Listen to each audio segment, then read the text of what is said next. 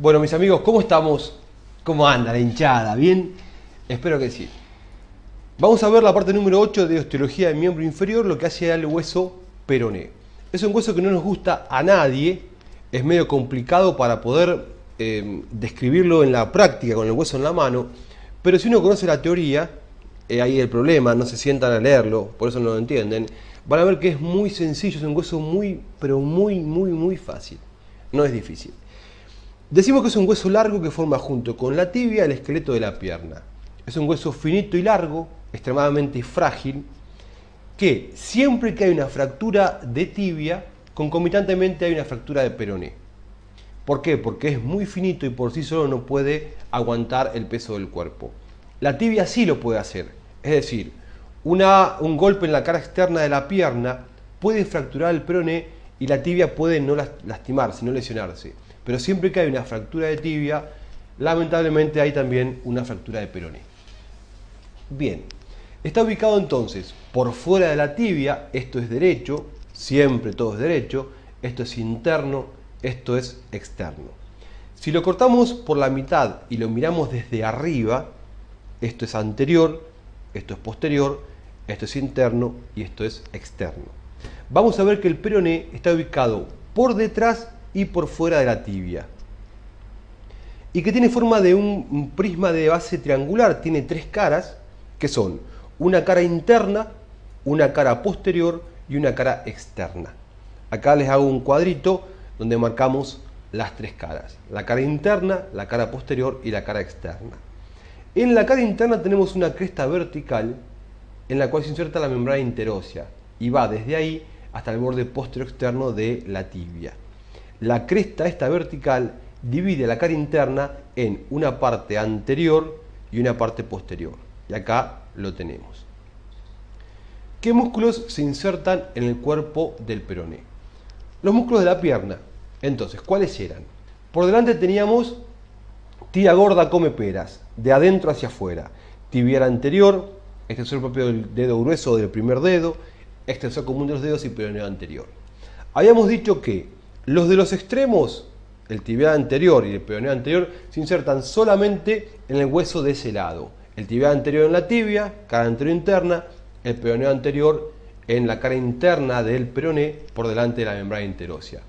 Los del medio se insertan en los dos huesos, tanto el extensor propio del dedo grueso como el extensor común de los dedos. Entonces, ¿qué músculos se van a insertar en la cara interna del peroné por delante de la cresta vertical? Lo van a hacer el extensor propio del dedo grueso hacia abajo, el extensor común de los dedos hacia arriba y bien hacia adelante el peroneo anterior. ¿Qué músculos tenemos en la cara posterior de la pierna? Teníamos pofleco-tiflé, el popliteo arriba de todo, que no se inserta en el cuerpo sino que lo hace en la parte posterior de la extremidad superior de la tibia por arriba de la cresta del sóleo, o sea que lo borramos y nos quedan el fleco-tiflé, es decir, el flexor común de los dedos, el tibial posterior y el flexor propio del dedo grueso. Y acá pasa lo mismo, los de la punta van a cada parte, a cada hueso, y el del medio comparte inserción en los dos huesos. Es decir, el flexor común de los dedos se inserta solamente en la tibia, no se inserta en el peroné. El tibial posterior se inserta tanto en la tibia como en el peroné. ¿Y qué parte del peroné va a estar prestando inserción al tibial posterior? Lo va a hacer la parte posterior de la cara interna, a este nivel, tibial posterior. El flexor propio, el flexor propio del dedo grueso se inserta en la cara posterior del peroné, a ese nivel. Y nos queda en la cara externa sitio para inserción de los dos peroneos laterales, para el peroneo lateral largo y para el peroneo lateral corto. Yo sé que es medio quilombo aprenderse todos los músculos que se insertan en los huesos, pero la anatomía es así. Uno va al principio estudiando cosas de memoria, pero que después cuando vea músculos, esos conocimientos que fue adquiriendo le sirven como conocimientos base para poder razonar conocimientos que vienen después. Además, cuando uno describe el hueso tiene que conocer qué músculos se insertan en cada parte. Más o menos quedó esto. Capaz que lo tengan que ver 2 o 3 veces para poder entenderlo. Pero bueno, nada. Muevan un poquito el culito que no hace mal. Perfecto, entonces, peroné. Si miramos el peroné desde su cara interna, esto es anterior, esto es posterior, la cara interna, acá se las amplío, vemos a ese nivel la cresta vertical.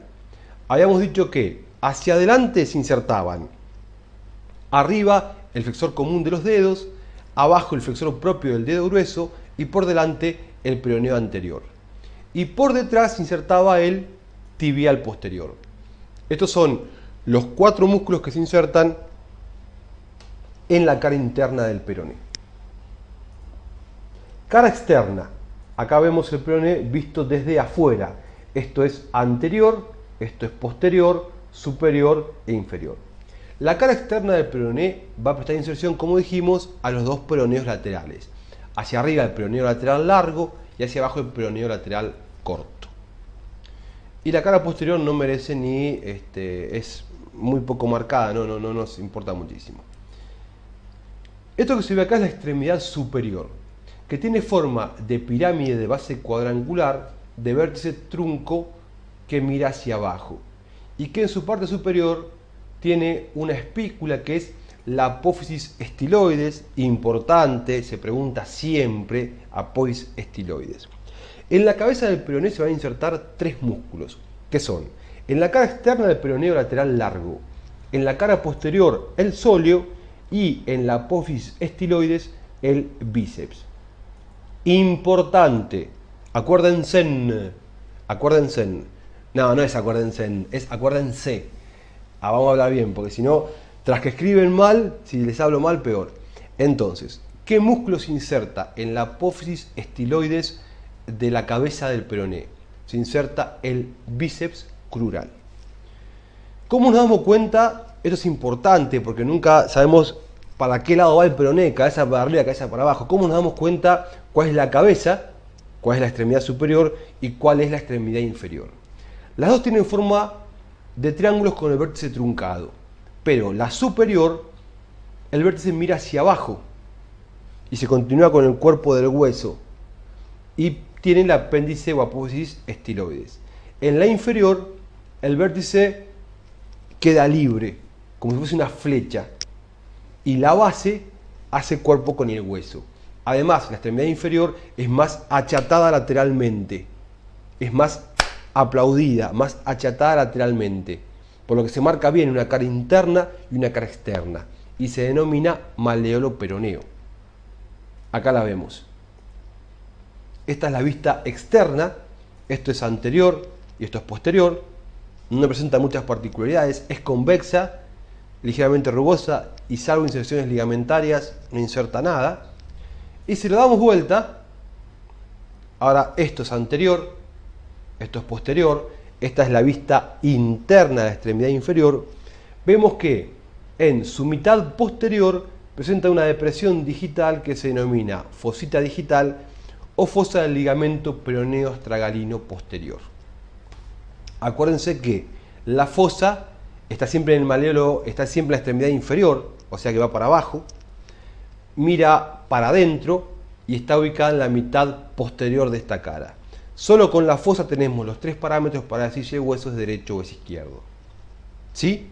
Entonces, la fosa está en la cara interna, en la extremidad inferior y en la mitad posterior de esta cara interna de la extremidad inferior. Bueno, el guachito acá saludándolos. Gente, me cansé con peroné porque lo tuve que grabar como 6 o 7 veces porque no salía. Les mando un abrazo y nada, estamos en contacto. Bye bye, adiós, arrivederci, manga de guachos. Chao.